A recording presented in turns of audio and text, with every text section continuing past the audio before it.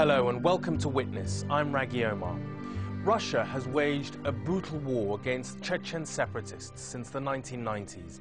The violence began when a former Soviet Air Force officer seized power and declared independence after the collapse of the Soviet Union. Russia, though, was not prepared to give up her oil-rich prize without a fight.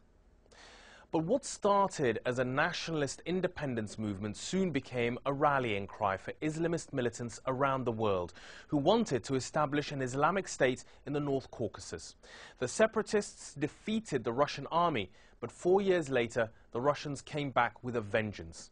At the same time, some former rebels, like the republic's current president, Ramzan Kadyrov, changed sides in opposition to a more militant Islam that the war had provoked amongst some of the separatists. Russia now claims to have finally defeated the rebels, but as we'll see from the inside in the film Chechen Fighters, resistance continues, and many who have survived the battles and fled their homeland still live in fear of their lives.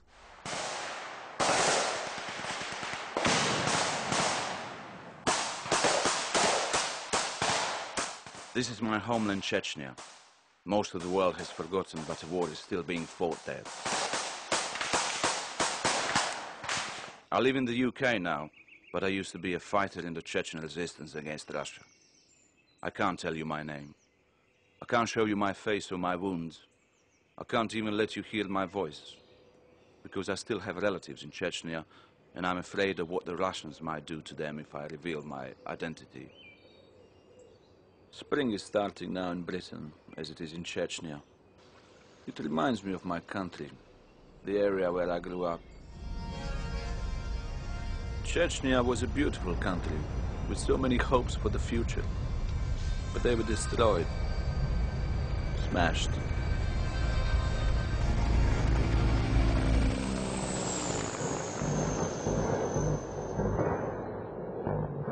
Images like these have been shot by Chechen fighters, people I know or knew. It's their way of getting around the Russian restriction on reporting from Chechnya and letting the world know that the war isn't over yet. We have fought against Russian occupation for centuries. We even had our own Holocaust. Stalin deported the entire population east during the Second World War. A third of all Chechens died in the process. My parents were born in Kazakhstan, and so many of the population died during that deportation. They were forced out of their homes without even proper clothing. And 50 years later it happened again. It's been happening all the time since we started to live with the Russians. So when the Soviet Union broke up in 1991, Chechnya was quick to declare its independence. And when Russia invaded 3 years later, I was one of the first to join Chechen army. It was my duty, to be honest, and I can't imagine my destiny without having been a part of that. When I was growing up as a boy of 10, 15, the heroes in books I was trying to make my role models were all fighters against the Russian invasion. But the amazing thing is that after 2 years we won that war. We beat the biggest army in Europe. For 3 years we had a kind of independence. And then Russia invaded again. This time bigger, harder. I was wounded at the beginning of the Second War in an ambush. We were driving and suddenly people started shooting. I tried to escape the car I was in and start shooting back. I was hit straight away. My head, legs, body.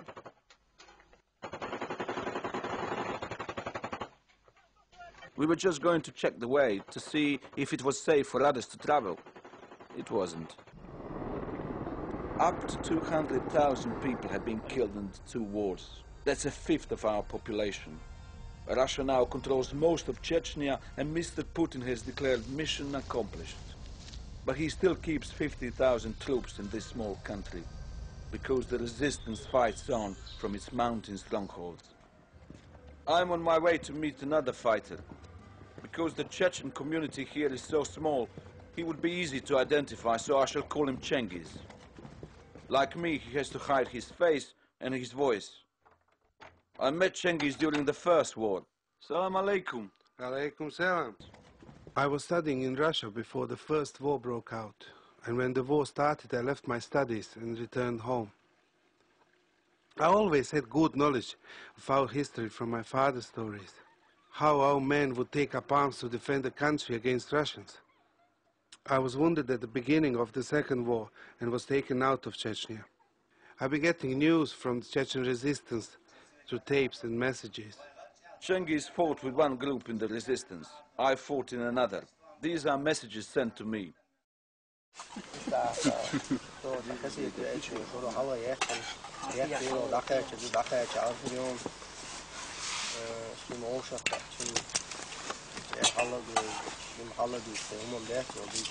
This awesome, this بلا ستارنا شابش داخلان. لا شابش. نو بلا داخل خلاص شيء بيسوي. تعال ديتو. يا تعال. بيت تقرب شو فنارك كذا. طوام نبيش ما. سكن بقي غاز فليرة فنارك. How life changes people. Izrudin, the guy on the left, he was so young, such a naughty boy. I always used to tell him off for speeding around in his car, for arguing, just behaving like a kid. And here, he's a grown man, talking like a grown man, ready to die for something. It's amazing destinies people have.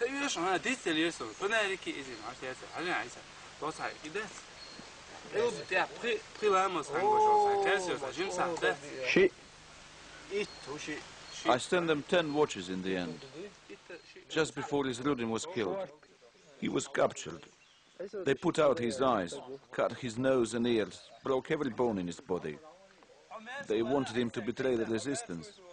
When his village got his corpse, people said it was the most mutilated body they've seen from both wars. After I was wounded, my brothers, I had 5 of them, started to join the rebels.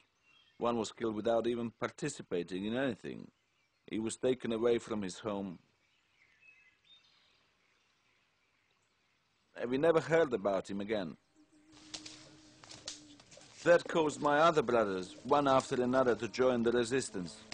And they were killed after that.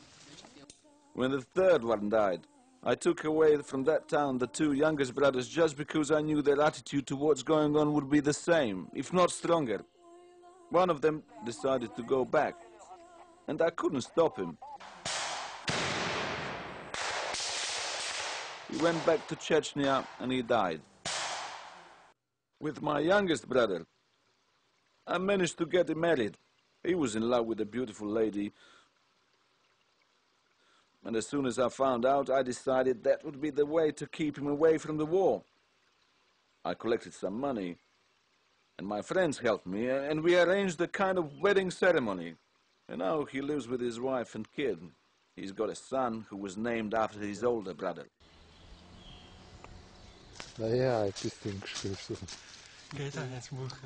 Like my 4 dead brothers, young people go to the mountains and join the resistance whenever the commanders need them. That's Aslan Mashadov. Cengiz served under him. He was elected president of Chechnya in 1997. Mashadov said to continue this war, to be effective against Russia, all he needed was 1,500, 2,000 people. No more. The more you've got, the more visible you become. The people in balaclavas are hiding their faces because they have to go to towns to see their relatives, to bring back information. Mashadov was our most moderate leader, the one the Russians could negotiate with, but they didn't want to negotiate and killed him in 2005. Many of them died.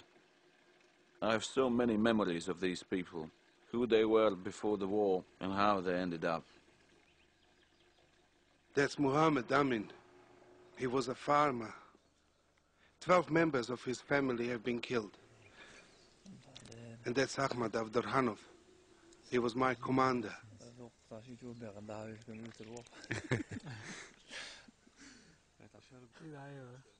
Ahmad was just a farmer too, just a normal civilian. He wasn't a professional soldier, but he became a brigadier general. Ranks and positions don't play a great role in the resistance. Here you see a leader preparing food for his soldiers. Ahmad was an ordinary man who would never offend anyone. He always tried to be friendly. Everybody loved him. Even those who fought him didn't say anything insulting about him. He was a truly heroic man, respected by his enemies.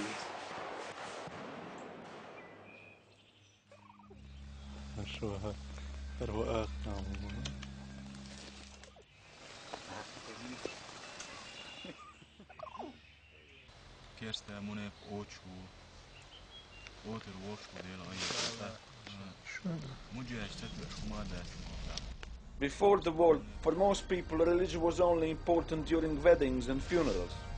But the Russians forced us into a corner, and now the fighters have turned to Islam as something to keep them going. We are not extremists, but we all pray now.